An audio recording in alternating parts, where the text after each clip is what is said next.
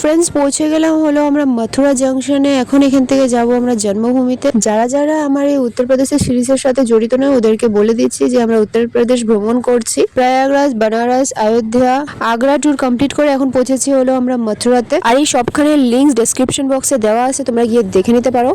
Hey guys, আমরা পৌঁছে গেছি মথুরাতে।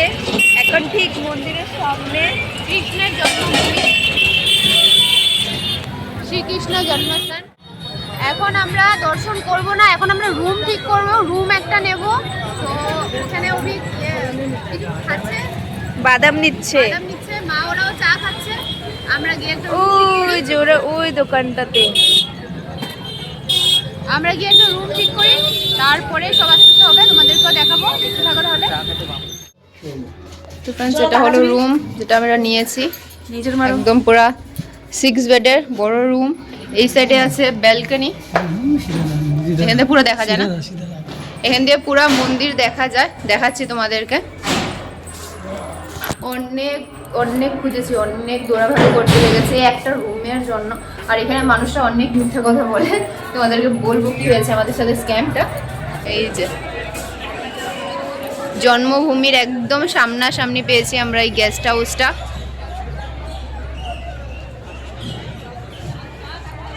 এটা একটা দোয়ার বের হবার, এর আগে একটা দোয়ার আছে। প্রবলেমটা কি হয়েছে আমাদের সাথে, অ্যাকচুয়ালি আমরা যখন এখানে এসেছিলাম আমরা অনেক আগেই চলে আসতাম। মেন দুয়ারে যে গার্ডগুলো থাকে না, পুলিশ অফিসারগুলো যারা ওখানে পাহারা দেয়, অ্যাকচুয়ালি হ্যাঁ ওরা পাহারা দেওয়ার জন্যই আছে। তো ওদেরকে যখন আমরা বলেছি যে তালামা, ওদেরকে যখন আমরা জিজ্ঞাসা করেছি, আমরা ফার্স্টে এসে এখানেই নেমেছি টোটো করে। তো ওদেরকে জিজ্ঞাসা করলাম রুম আছে নাকি ভেতরে। তো আমরা যাচ্ছিলাম আর কি রুম দেখতে, ওরা বললো এখানে কোনো রুম নেই, কিছু নেই। আমরা অবাক হলাম যে আমি যেহেতু ভিডিও অনেক দেখে এসেছি, অনেক সার্চ করে এসেছি যে জন্মভূমির সামনে রুম পাওয়া যায়। তো ওরা বললো রুম নেই, একদম মিথ্যে কথা। তার জন্য আমরা পুরো 1.5 ঘন্টা, ইয়েস ফ্রেন্ডস, 1 ঘন্টাও না, আধা ঘন্টাও না, পুরো 1.5 ঘন্টা আমরা ঘুরেছি। পা পুরো ব্যথা হয়ে গেছে। লাস্ট মেশে আমরা যে দোকান থেকে খেয়েছি, মানে খিদে পেয়েছিল, তো এই পকোড়া, চাট এসব খেয়েছিলাম। তো ওরা বলেছে যে জন্মভূমির সামনেই রুম আছে, তোমরা যাও। তো দেন আমরা 1.5 ঘন্টা পর আবার আসলাম এসে, তখন কেউ আটকায়নি, তখন ডাইরেক্ট চলে এসেছি। এসে দিয়ে রুম দেখি লাইনে এখানে ধর্মশালা, হোটেল সব কিছু আছে। তো জানি না ওরা কেন মিথ্যে কথা বললো, খুবই খারাপ করেছে এই জিনিসটা। তো বাদ দাও, ছাড়ো, এরকম করা উচিত না, তাও ভগবানের স্থানে থেকে এগুলো একদমই উচিত না। তথাপিও পেয়েছি, এটা অনেক বড়। এখন আমরা বাইরে যাচ্ছি, কিছু খাওয়া দাওয়া করবো, অনেক টায়ার্ড হয়ে আছি আমরা। খাওয়া দাওয়ার পরে রেস্ট করবো, কালকে সকালে মথুরা দর্শন করবো, তো তখন তোমাদেরকে দেখাবো।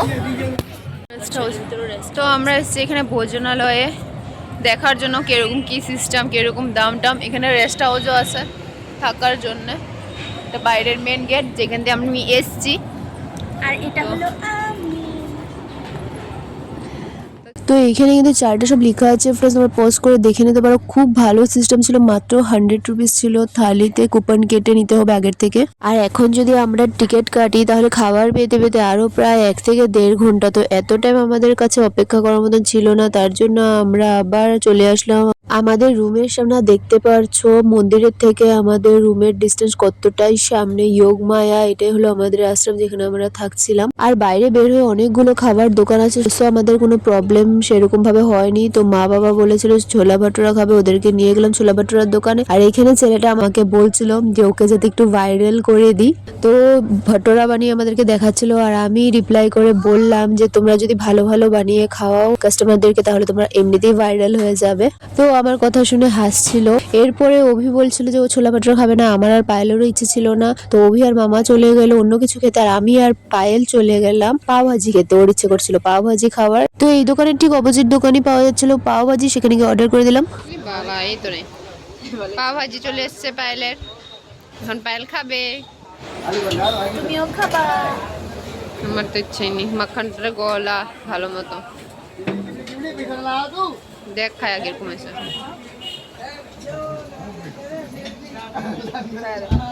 তুই খা না, তুই আগে খায় দেখ না, তুই খা।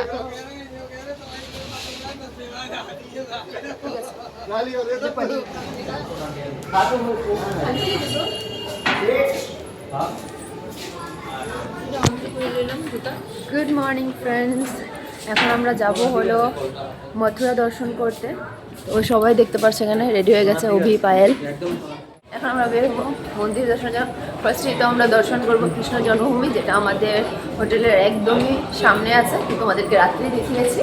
তার আগে কমেন্ট করে জানাবে আমাকে কেমন লাগছে। এটা পায়েলেরই ড্রেস, দেখেছো আগের ব্লগে পায়েলকে পরতে। আর এই যে এটা হলো পায়েল, ওর ফুল লুকস। মা ওরাও এখানে চা খাচ্ছে, অভি পায়েলকে ফটো তুলে দিচ্ছে। ভেতরেও কিন্তু মোবাইল এলাও নয়, তো যতটুকু পর্যন্ত যায় মোবাইল, যতটুকু পর্যন্ত নেওয়া যায় তোমাদেরকে দেখাবো। দেন লকার রুমে রেখে দেবো, লকার রুমটাও তোমাদেরকে দেখাবো। তো চলো দেখতে থাকো। মোবাইল জমা করার জায়গা হলো এই যে দেখেছো জন্মভূমি 1 নম্বর গেট, ঠিক আছে? তার ঠিক রাইট সাইডে এখানে লেখা আছে ক্লক রুম সামান ঘর। তো এইখানে মোবাইলটা জমা করতে হবে আমাদের। তো এখন আমরা আমাদের মোবাইলগুলো জমা করব, জমা করে তারপর যাবো দর্শনে। যেহেতু মোবাইল অ্যালাউ নেই, তোমাদেরকে কিছুই দেখাতে পারবো না। বেরোয় এসে দেখাবো, দেখতে হবে হলে।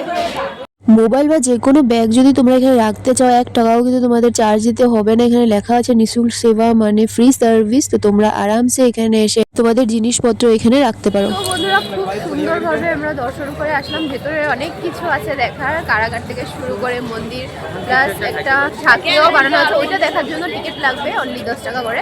তো ঠিক কোনো খারাপ কিছু মানে ওয়েস্ট এরকম কিছু হয়নি, মানে মন একদম ভরে গেছে। আর মূর্তি দেখার সাথে সাথে তো কি হলো, চোখে দিয়ে জলই চলে এসছে সবাই।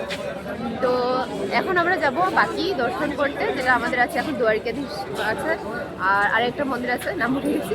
তো চলো ফার্স্টে কিছু ব্রেকফাস্ট করে নিই, এরপরে আমরা বের হচ্ছি। তো আমরা যে একটা স্টলে এসেছি আমরা, দেখতে পাচ্ছ খুব সুন্দর এখানে কম্বো আছে, থালি পজ করে দেখে নিতে পারো তোমরা। তো 60 রুপিস প্লেট, উপরটা নিলো নিচেটা নিলো। তো আমরা দুটোটাই নিয়েছি, ট্রাই করে দেখবো কোনটা কি, কারণ আমাদের মানুষ অনেক বেশি, তো আমরা ওই হিসাবেই নিয়েছি। তো দুটাই আমরা টেস্ট করতে পারবো। এটা হলো রুটির কম্বোটা, রুটি এখনো আসেনি, চাওয়াল দিয়েছে, ডাল, আলু মটরের তরকারি, আর এটা ফুলকপি, ডাল না তো, না ওটা ডাল কাটা। হ্যাঁ ফুলকপি আলুর একটা সবজি দিয়েছে। তো শুধু রুটিটাই বাকি আছে। বাকি এখানেও সেম, শুধু এখানে পরোটা আসবে, এখানে পরোটা আসবে, আলুর পরোটা আসবে এখানে। আর আমাদের জাস্ট নর্মাল রুটি, তার জন্য আমাদেরকে চাওয়ালও দিয়েছে সাথে। তো খেয়ে টেস্ট করে দেখি কেমন। খাবার আসার পর আমরা এখানে টেস্ট করে দেখছিলাম, সাথে আমাদেরকে স্যালাডও দিয়েছিল। তো দেখতে একটু জল জল লাগছিল, কিন্তু এটা সত্যি কথা বলতে এত একটা খারাপ ছিল না। গ্রেভিটা প্রায় ভালোই ছিল খেতে, আর 3টা রকমের যে সবজি দিয়েছে 3টা রকমেরই সবজি ভালো ছিল। 60 রুপিসে 4টা রুটি দিয়ে ভাত খুব ভালো ছিল। আর এখানে ছিল পরোটা, দেখতে পাচ্ছ তোমরা, এটাও 4টাই ছিল আলুর পরোটা, সেটাও খেতে ভালোই ছিল। এখন আমরা যাবো দ্বারকাধীশ মন্দিরে, খাওয়া দাওয়া হয়ে গেলে ভালো হবে। তো চলো আমাদেরকে দেখাচ্ছি মন্দিরটা, যদি ক্যামেরা অ্যালাউ করে তো নিশ্চয়ই ভিতরটাও দেখাবো। গাড়িওয়ালা আমাদেরকে প্রায় 200 মিটার আগে নামিয়ে দিয়েছে, মানে আরও 10 মিনিটের মতন হেঁটে যেতে লাগবে মন্দিরে। তো আমরা তো প্রথমে এসেছি, জানি না যে এখানে এরকম খরবাজি হয়। মন্দির বলে মন্দিরের থেকে 200 মিটার আগে না হবে, তো বুঝতে পারিনি যে এত দূর। গুগলে চেক করে দেখলাম পুরো 10 মিনিট আমাদের হাঁটতে লাগবে। তো এর চেয়ে ভালো আমরা হেঁটেই আসতাম। জন্মভূমি থেকে দ্বারকাধীশ মন্দির বেশি দূরত্ব না, হাঁটা পথ পুরো 15 মিনিটে আমরা মন্দির পেয়ে যেতাম সুন্দরভাবে হেঁটে হেঁটে গেলে। চারিদিকে এত সুন্দর মার্কেট দেখতে পাচ্ছ।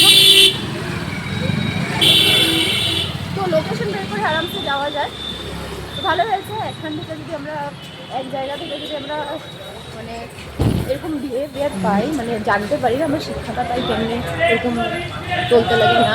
তো এখান থেকে আমরা পেয়ে গেলাম। নেক্সট টাইম আমরা এই ভিড় করবো না, গুগলে দেখে নেবো আগে কত টাইম লাগবে, আমরা হেঁটেই কভার করে নেবো আরামসে। এরকম সববাজি করে 30 টাকা 30 টাকা পার পার্সন নিয়ে কোনো লাভ নেই না। এগুলোও আসার আগে সাবধান হয়ে যায়। এখন চলো তোমাদেরকে দেখাচ্ছি মন্দির। এক তো আমরা প্রথম এসেছি, কোনো কিছু চিনি না, তার উপরে যে আমরা গাড়ি ভাড়া করছি ওরা আমাদেরকে মন্দির থেকে প্রায় 1 কিলোমিটার আগে নামিয়ে দিচ্ছে। আর এত লম্বা লম্বা রাস্তা আমাদেরকে হেঁটে হেঁটে পার করতে লাগছিল, যার জন্য অনেকই বেশি অসুবিধে হচ্ছিল। বাট ইটস ওকে, ঠাকুরের মন্দিরে যখন দর্শন করতে এসেছি অল্প অসুবিধে তো হবেই। কথায় আছে কষ্ট না করলে কেষ্ট পাওয়া যায় না। তো মানুষ যেদিকে যাচ্ছে ভিড়ে ভিড়ে, প্লাস আমরা গুগল দেখতে দেখতে পৌঁছে গেলাম ফাইনালি শ্রী দ্বারকাধীশ মহারাজের মন্দিরে।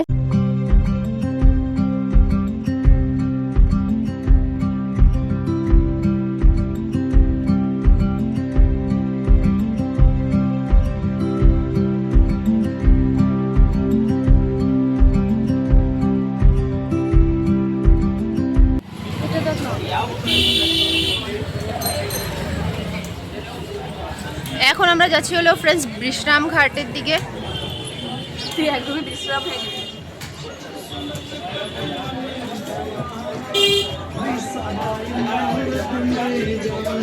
কথিত আছে যে শ্রীকৃষ্ণ কংসকে বধ করার পর এই ঘাটে এসে বিশ্রাম নিয়েছিল, যার দরুন এই ঘাটটার নাম পড়েছিল বিশ্রাম ঘাট। তোমরা কারা কারা এখানে দর্শন করেছো কমেন্টে জানাবে।